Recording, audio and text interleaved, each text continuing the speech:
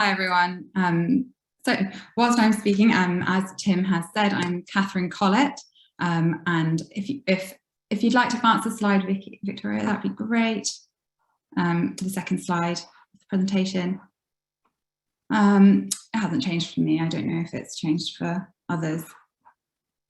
There we go. Thank you. So as Tim's already introduced, these are those involved in the webinar today and the discussion. And if we go on to the next slide, then I can start talking about the first of our policy briefings, the 3 policy briefings we'll be presenting today, which is entitled Enabling the Acceleration of Electric Vehicle Adoption.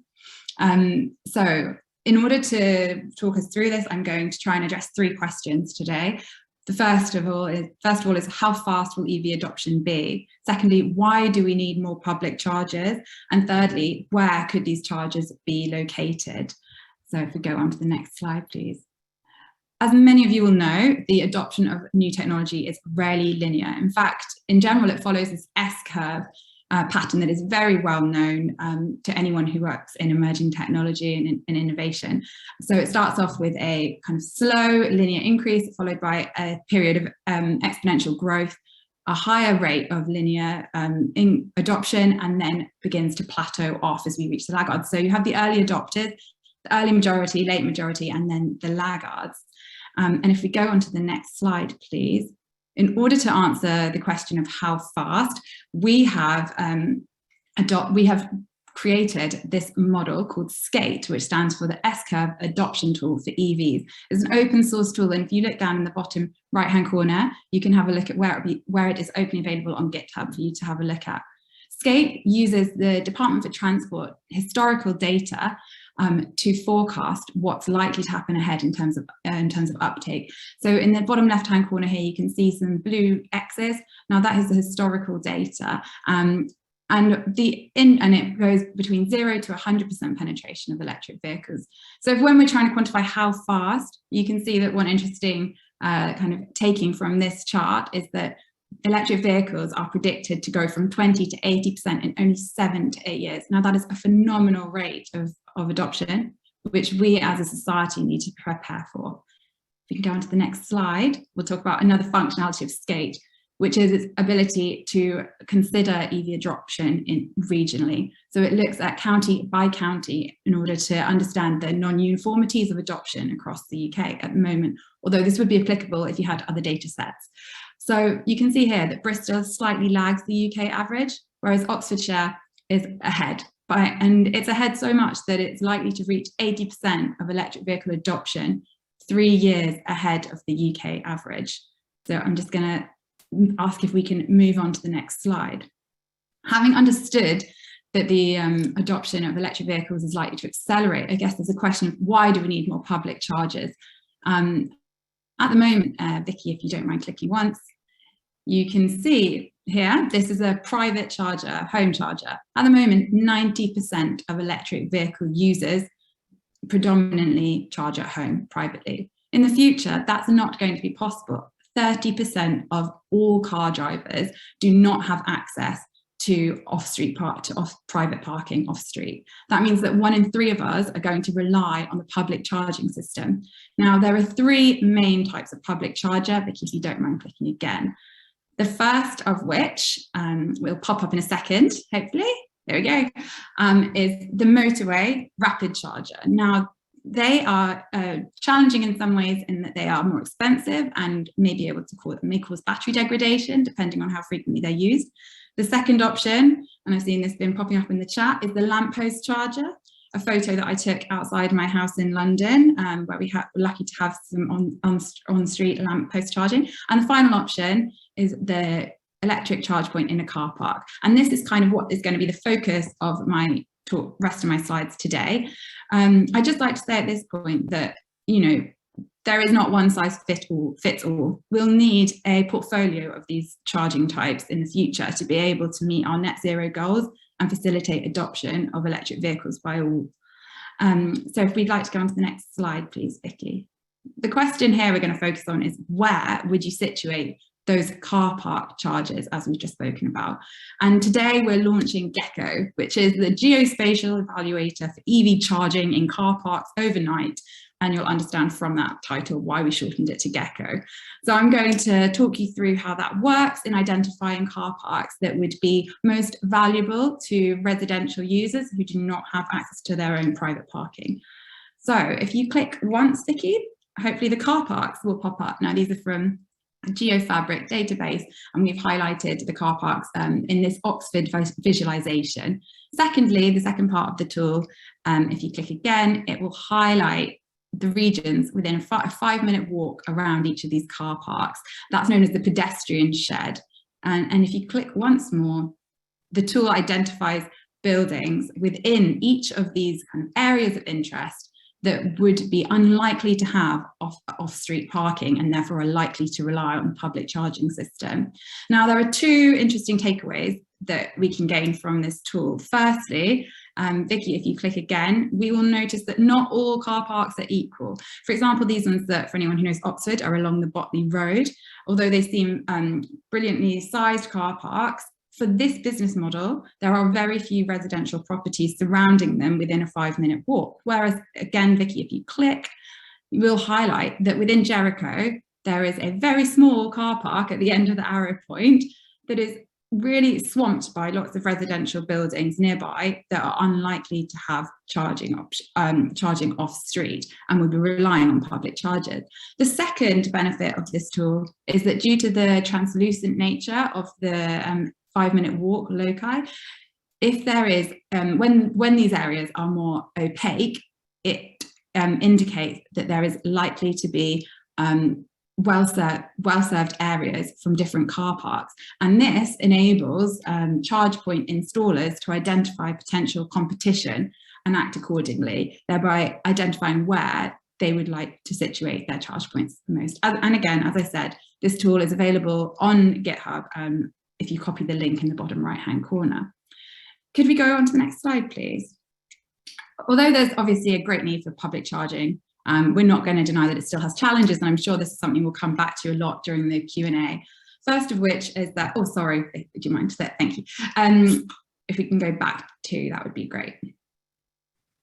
Thank you. First of all, users want the ability to book a charging space, which is something that Hannah will talk about in the next policy briefing that you just got a sneak preview of. Secondly, as many of you will be aware, the electricity network connection and capacity can often be a constraint.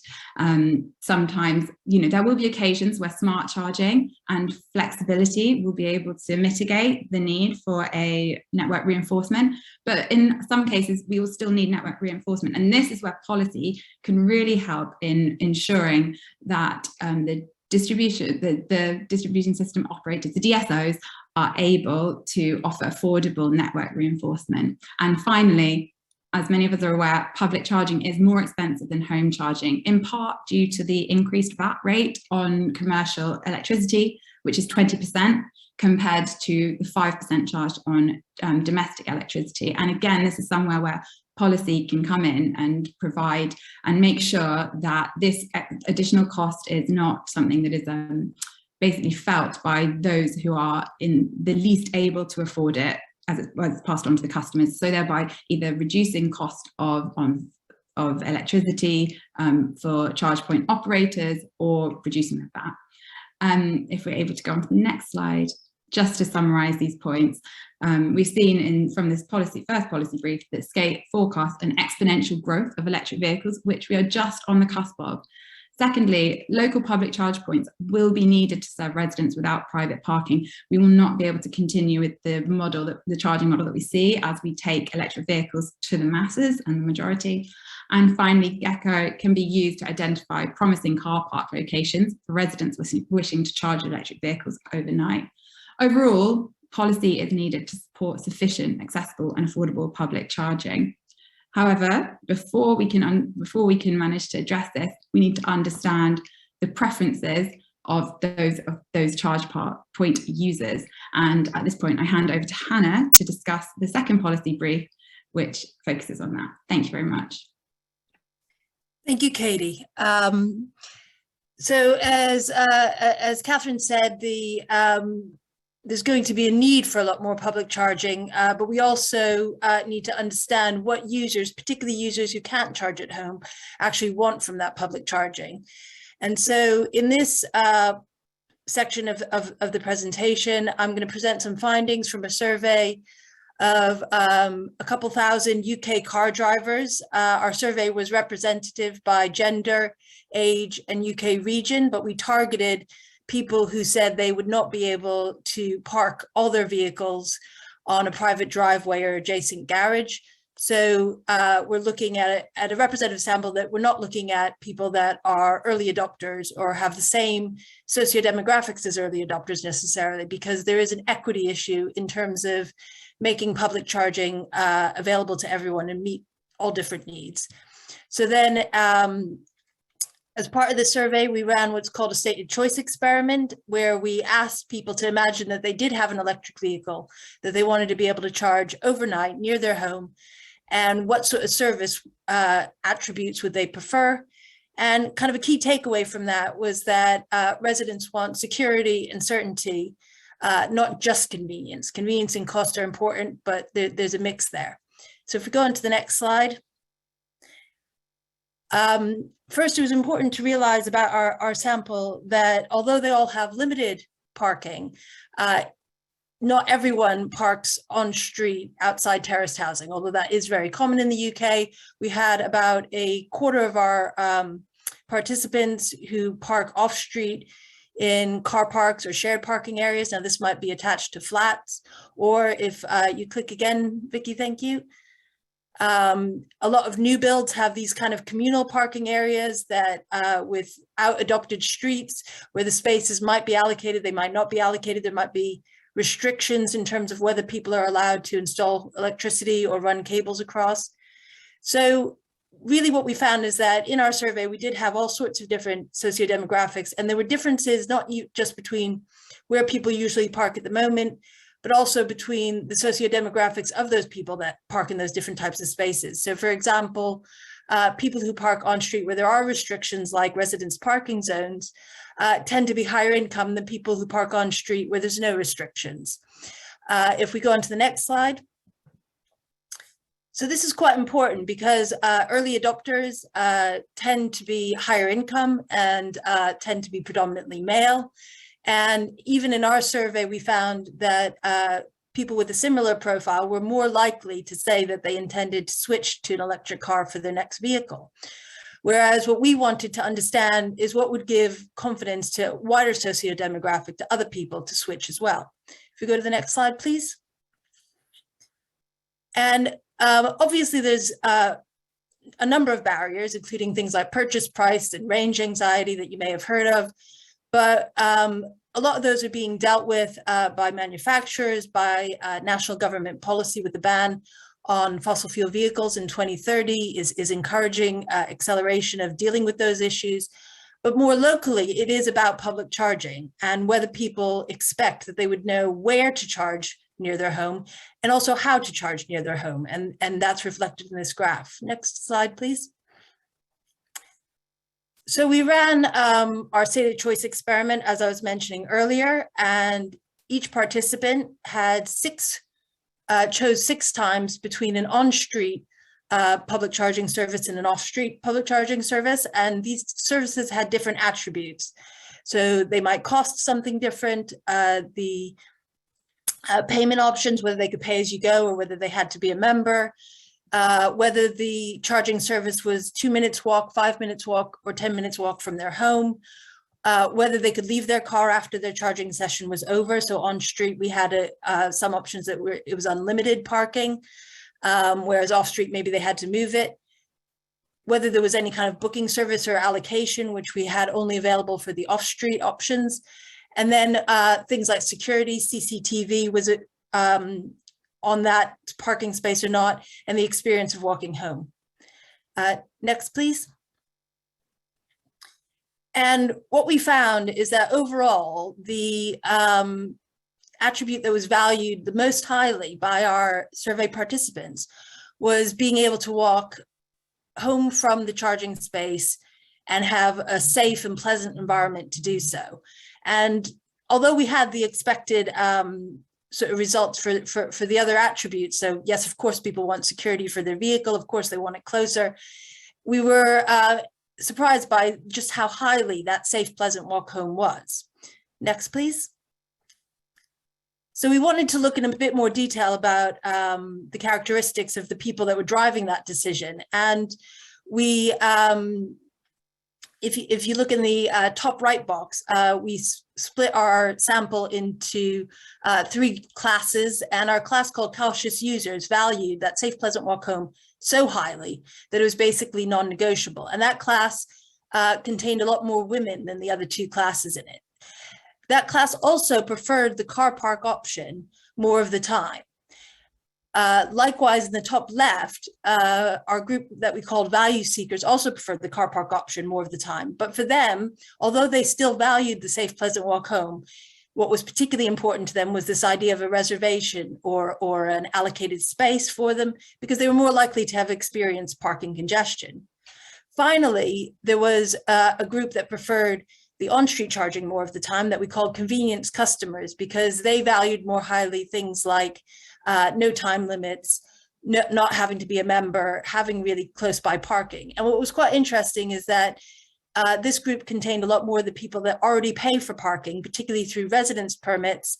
And so therefore, it might be that they could see charging or envisage charging as an add-on service. Next slide, please. So in summary, the implications for policymakers is that we know that there's going to need to be more public charging options, and that car parks and off-street charging is an attractive alternative for a lot of residents who can't charge at home. But to make it really work, then policymakers need to use their local knowledge to get the location right. So there is that safe, pleasant walk home. And so also there's enough space for the operators to be able to offer that flexibility of a booking service that would then offer certainty to the users. Next.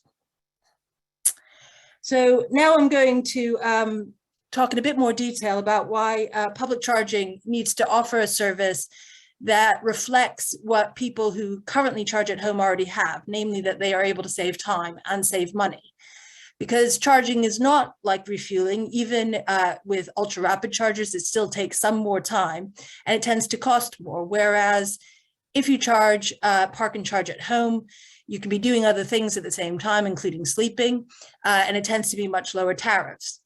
But what we're also interested in is how the social interactions around parking and charging changes from just a simple parking routine, because neighbors do tend to notice. Next slide, please. So in this policy briefing, we sort of review our findings from interviews that we carried out around Oxfordshire. These were mainly done at events put on as part of the Park and Charge project, which, as Tim mentioned, is installing car park-based charging hubs in towns and villages around Oxfordshire. And because it was at these events, we interviewed a lot of people that were either EV owners already or expected to switch soon. So they were really interested in the charging hubs. Next slide, please. And we asked people about parking, about charging, and about their perceptions of electric vehicles. And then we broke down what they said to us into 3 categories to really understand what was changing. So materials, so obviously they have a new vehicle, do they have a charger, where's their electricity source? Skills, they might need to park in a different way to be able to plug in as well. The kind of skills to be able to program your vehicle to charge when you want it to at the right price, to calculate what sort of speed of charging you need to get the charge to where you need it to be for your next journeys. And also meaning. So is switching to electric motivated by environmental concern? Is it interested in new technology? What is important about the charging facility in terms of things like security and convenience, as I discussed in the previous policy briefing, and also social interactions, which I'll come on to a bit more later. Next, please. Because what we found is that even when people do charge at home on their driveway, it changes how they park. So they We talked to one man, he has not only a home charger, he also has solar panels, and he has the skills that he was very pleased to discuss with us about programming his vehicle to charge from the charger overnight when that was the cheaper option, or to charge from his solar panels for free when the sun was shining. In another example, we talked to one woman who had not yet been able to install a home charger, so she had to plug in with her garage door open, and she was concerned about the security of that and therefore would only charge during the daytime. Next slide, please.